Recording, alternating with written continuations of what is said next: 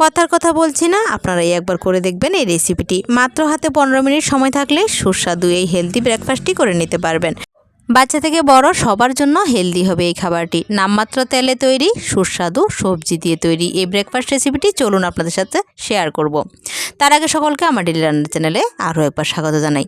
একটা বোল নিয়ে নিয়েছি, এর মধ্যে আমি 1.5 কাপ পরিমাণে সুজি নিয়ে নিয়েছি। সুজিটা আমি মোটা থেকেও নিলেও পারেন, চিকন থেকেও নিলেও পারেন। আমি নর্মাল ঘরে যেটা ছিল মোটামুটি মোটাই ছিল সেটাই নিয়ে নিয়েছি।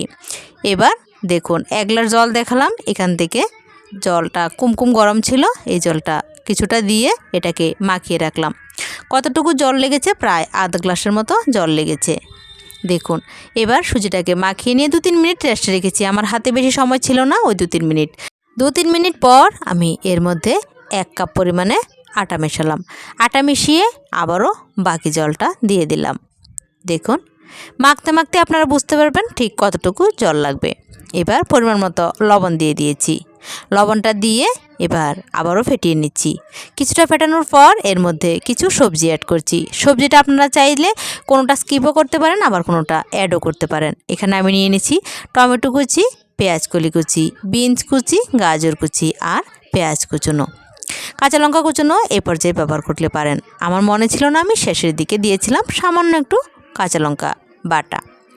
এবার আমি সবজিগুলোকে হাতে একটু ম্যাশ করে দিচ্ছি, দিয়ে আমি সুজিটার সাথে একটু মাখিয়ে নিচ্ছি।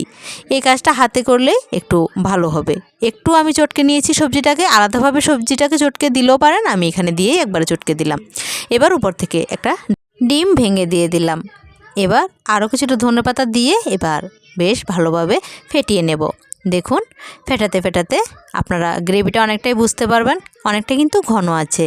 আমি এর মধ্যে এবার আরও একটু জল এড করব।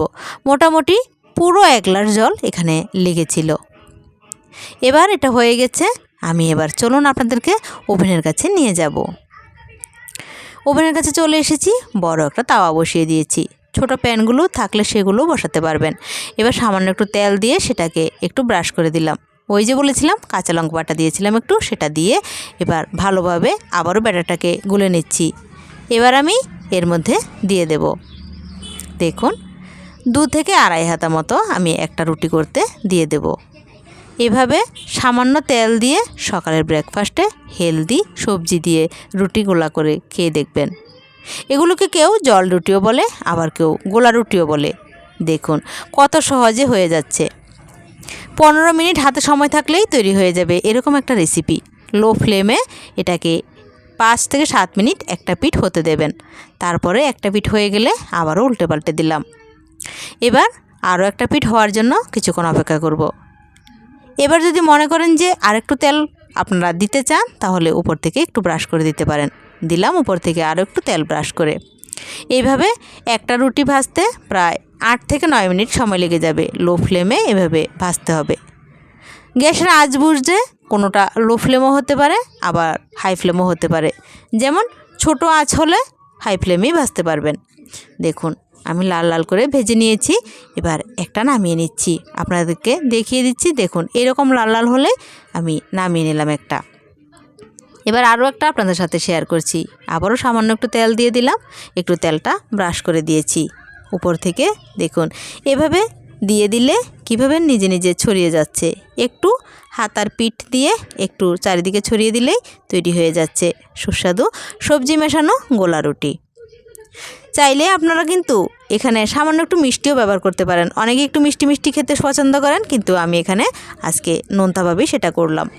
এটাও হয়ে গেছে। চলুন এইভাবে আমি সবগুলো একে একে বানিয়ে নিয়ে চলে এসেছি। দেখুন তৈরি হয়ে গেল মাত্র 15 মিনিটে সুস্বাদু হেলদি ব্রেকফাস্ট। এবার এটাকে আপনারা চাইলে সস দিয়েও খেতে পারেন, বা কোনো চাটনি তৈরি করেও খেতে পারেন, এটা আপনাদের ইচ্ছে। বা কোনো সবজি তরকারি করে খাবেন তাও পারেন, কোনো ডাল রাখতে পারেন, তরকার ডাল, তাও পারেন। এবার দেখুন এগুলোকে আমি একটা গোটা গোটা সার্ভ করব না, একটু কেটে এগুলোকে সার্ভ করব। আপনাদের পছন্দ আপনারা কিভাবে সার্ভ করবেন। আমি এগুলোকে কেটে নিচ্ছি মাঝখান বরাবর। দেখুন 4টা রুটি একসাথে করে নিয়ে তারপর কিভাবে ছুরি দিয়ে কেটে নিচ্ছি। আরও একটা হয়েছিল, সেটা অলরেডি খাওয়া হয়ে গেছে। দেখুন এবার কেটে নিয়েছি, এবার সার্ভ করে দেব। কেমন লেগেছে আমার এই চটজলদি ব্রেকফাস্ট রেসিপিটা আপনারা অবশ্যই কমেন্ট বক্সে লিখে জানাবেন। রেসিপি আজকের মতো শেষ করব। দেখা হচ্ছে আরও একদিন নতুন একটি রেসিপির সাথে। ততক্ষণ পর্যন্ত আপনারা সকলে ভালো থাকবেন, সুস্থ থাকবেন আর সাবধানে থাকবেন। আমার এই রেসিপিটি ভালো লেগে থাকলে আমার চ্যানেলের পাশে থেকে চ্যানেলটিকে সাবস্ক্রাইব করে পাশে থাকার অনুরোধ রইল। আপনারা কে কোথা থেকে আমার এই ভিডিও দেখছেন অবশ্যই কমেন্ট বক্সে লিখে জানাবেন। ধন্যবাদ সবাইকে।